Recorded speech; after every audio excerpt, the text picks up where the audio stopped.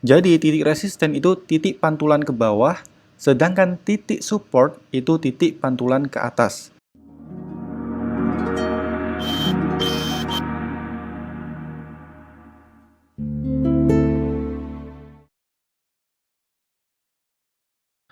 Hai bro, sebelum lanjut videonya jangan lupa klik tombol subscribe dan aktifkan loncengnya agar kalian tak ketinggalan update konten terbaru dan berkesempatan untuk mendapatkan hadiah giveaway 1500 koin Zilliqa yang sedang Duta Kripto adakan.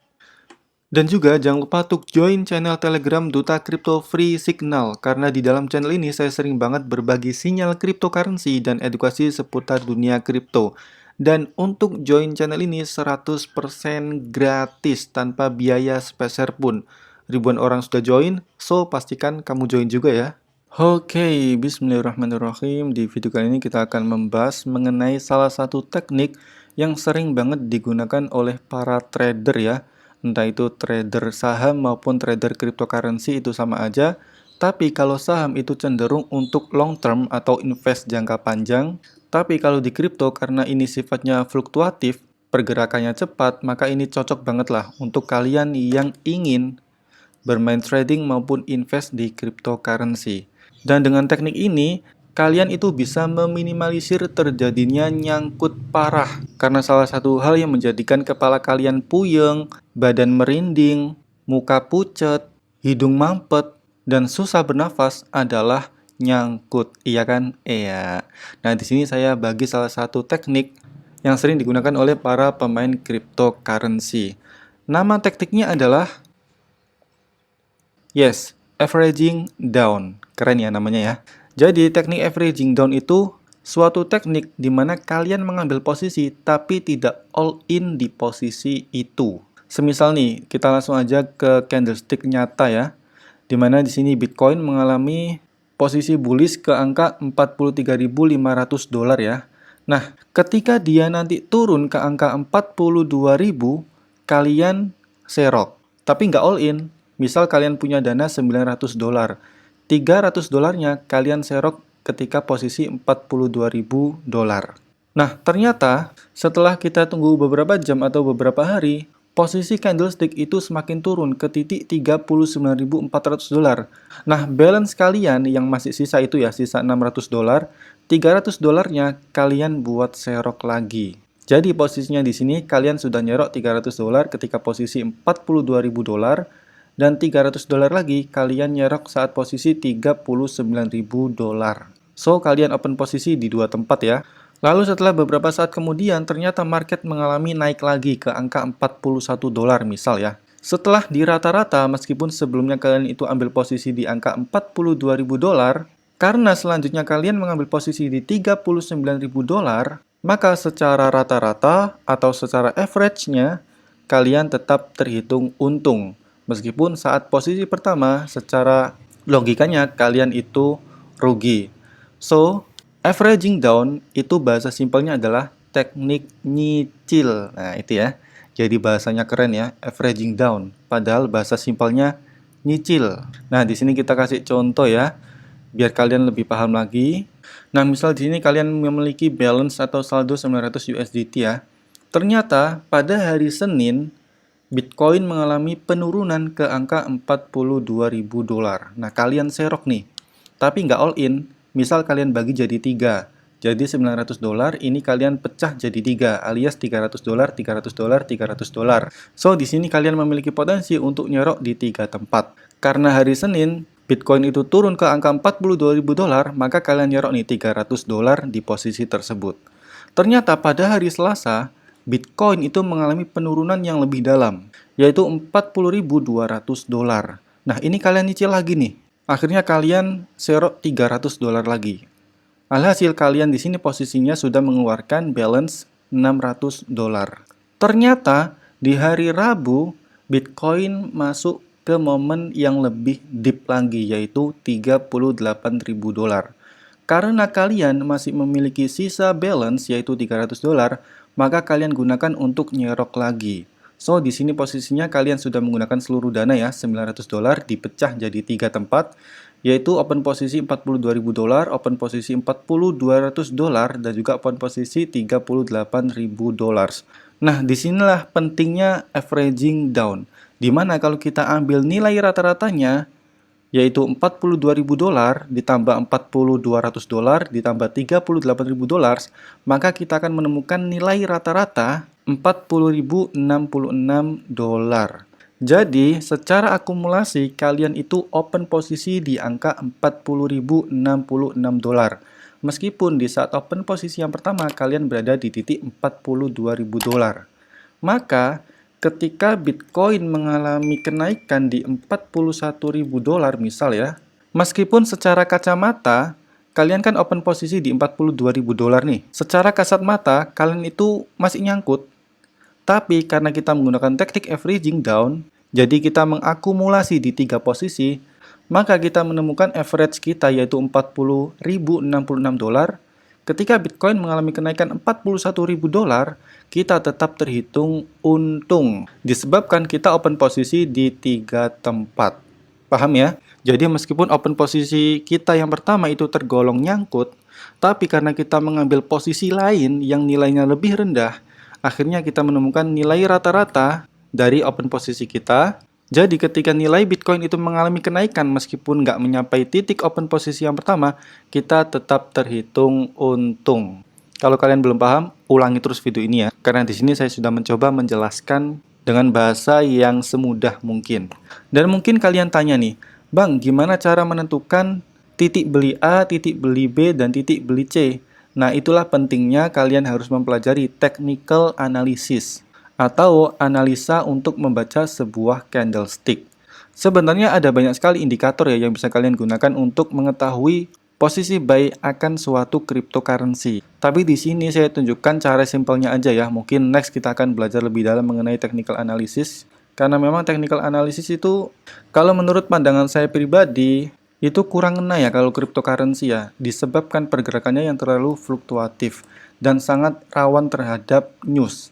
Jadi lebih ke news cryptocurrency itu. Oke ya. Jadi bahasa gampangnya kayak gini ya. Kalian kalau ingin menentukan titik support, maka kalian harus mencari titik pembalikan arah dari candlestick tersebut. Semisal kayak gini ya. Ini saya hapus dulu biar kalian paham.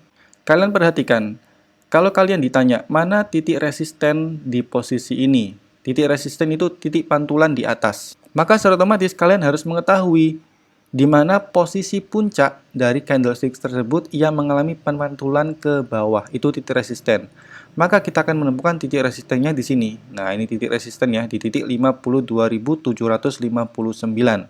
Kemudian misal nih kalian ditanya, mana titik support dari candlestick di tanggal 1 sampai 10 Agustus ini? Maka kalian tinggal mencari nih di mana titik pantulan ke atas yang terjadi di tanggal tersebut. Nah, ternyata di posisi ini, kalian tinggal kasih garis. Nah, jadi titik resisten itu titik pantulan ke bawah, sedangkan titik support itu titik pantulan ke atas. Kuncinya seperti itu ya gampangnya ya. Jadi sebenarnya untuk mencari titik resisten dan titik support itu nggak susah-susah amat. Cuma yang lebih bagus adalah ketika kalian itu bisa menemukan titik support yang paling di-respect dan juga titik resisten yang paling di-respect. Nah, itu butuh ilmu yang itu ya. Tapi kalau untuk sekedar menentukan titik support, titik resisten, itu kalian tinggal mencari posisi di mana candlestick mengalami pembalikan arah atau pemantulan. Contohnya sekarang di sini ya, kita cari di posisi ini. Semisal sekarang kan Bitcoin berada di posisi 43.600 ya ini ya, $43.600. Nah, kita mencari titik support yang terdekat di sini di mana? Kita tarik aja garis di sini, mana terjadi pemantulan di sini, oke ya. Karena di sini kita lihat ya pemantulan ya. Kita kasih garis. Nah, kayak gini. Kemudian untuk mencari titik support yang lebih jauh, kita tinggal cari lagi nih, mana titik yang terjadi pemantulan lagi. Ternyata di titik ini. Nah, ini ya terjadi pemantulan ya. Yang sebelumnya candlestick merah itu mencapai titik ini, akhirnya dia mulai mantul ke atas dan membentuk candle hijau selanjutnya. Ini kita tinggal tarik garis lagi di bagian ini. Nah, jadi kita telah menemukan ya, titik support yang terdekat dengan keadaan Bitcoin saat ini adalah $40.772 dan juga $39.600. Selanjutnya di mana lagi nih? Nah, kita tarik lagi ke belakang. Di sini kosong, artinya di sini kita tidak menemukan titik support. Nah, ternyata di bagian ini nih kita menemukan titik support ya, di mana Pada tanggal 30 Juli ini mengalami bearish, kemudian terjadi pemantulan. Nah, kita menemukan titik support di tanggal 5 Agustus. Kita tarik garis di sini. Nah, di sini kan kita sudah temukan nih 3 titik support. Pertama 40.700, kemudian 39.600, kemudian 37.600. Itu teknik simple untuk menemukan titik support, di mana dengan titik support ini kita bisa menentukan averaging down, atau titik di mana kalian itu bisa mulai nyicil cryptocurrency dengan 3 kali cicilan. Kalau 4 kali cicilan gimana bang? Boleh aja, terserah kalian. Yang namanya averaging down intinya adalah kalian nyicil. Paham ya di sini ya? Next, nanti akan saya ajari bagaimana cara menemukan titik support yang lebih akurat ya. Karena titik support yang akurat adalah titik support yang paling banyak di-respect oleh candlestick. Tapi untuk pembelajaran titik support kali ini saya rasa udah cukup ya. Nah, mungkin ada yang tanya lagi nih. Bang, saya nggak minat bang belajar technical analysis bang. Apa ada cara lain? Ada. Dengan cara kalian mempertimbangkan titik yang menurut kalian itu layak dibeli. Semisal kayak gini ya. Di sini saya kasih contoh yang kedua. Di contoh kedua ini ya. Jadi misal nih kalian nggak perlu titik supportan. Misal, yang penting kalau ada penurunan 2.000 dolar itu kalian nyerok. Jadi rumusnya simpel banget. Kalau ada penurunan 2.000 dolar, kalian nyerok. Jadi di sini kalian mengambil posisi 42.000 dolar, kemudian dikurangi 2.000 jadi 40.000 dolar, kemudian dikurangi 2.000 lagi jadi 38.000 dolar. Jadi kalau keadaan seperti ini, kalian itu nggak perlu lihat lagi titik support yang di respect candlestick itu berapa, kemudian resistennya berapa, nggak perlu. Karena di sini kalian menentukan titik buy dengan cara yang simple, yaitu dengan memberikan syarat penurunan 2.000 dolar. Kemudian kalian tinggal lakukan hal seperti biasa, averaging down, yaitu ketika Bitcoin menyentuh angka 42.000 dolar, kalian nyerok 300. Kemudian ternyata dia itu turun lagi ke 40.000 dolar, kalian nyerok lagi 300. Ternyata turun lagi nih, 38.000 dolar, kalian nyerok lagi 300. Nah, setelah di rata-rata, ternyata kalian itu sama dengan berada di posisi 40.000 dolar. Sehingga, semisal Bitcoin itu naik ke posisi 41.000 dolar, kalian itu masih terhitung untung. Meskipun jika dilihat dari segi titik buy yang pertama itu kalian nyangkut, tapi dari segi rata-rata kalian tetap berada di posisi untung. Itulah fungsinya averaging down. Jadi kalian kalau ingin main cryptocurrency, itu mending averaging down, kalian nyicil, jangan langsung all in. Karena kalau posisi kalian semisal 900 dolar, kalian langsung all in di posisi yang pertama, jika market mengalami dip yang lebih parah, ya kalian nyangkut. Kalian nggak ada dana lagi. Paham ya? Dan mungkin kalian tanya, Bang, gimana kalau market tetap turun, Bang? Ya hold lah. Kalau kalian sudah berusaha nyicil, ternyata market kok makin turun, ya saran saya ya, stay hodl. Jangan paksa pakai duit utang, jangan paksa pakai uang panas, karena invest itu sejatinya harus menggunakan uang dingin. Oke, itu aja untuk sharing saya kali ini mengenai salah satu teknik trading yang sering digunakan oleh para pemain cryptocurrency, para pemain saham juga sih. Intinya kalian kalau mau ngambil posisi itu kalian harus nyicil, jangan all in. Begitu juga dengan menjual. Jangan langsung all in kalian jual semua, semisal nih kalian sudah profit nih. Nah, langsung kalian all in jual semua, nggak seperti itu. Kalian cicil aja. Mungkin aja ketika kalian posisi nyicil, market naik lagi kalian bisa profit yang lebih banyak. Paham ya? Don't forget like, comment, share, dan subscribe. Dan bagi kalian yang masih bingung, silakan putar terus video ini. Oke ya, see you.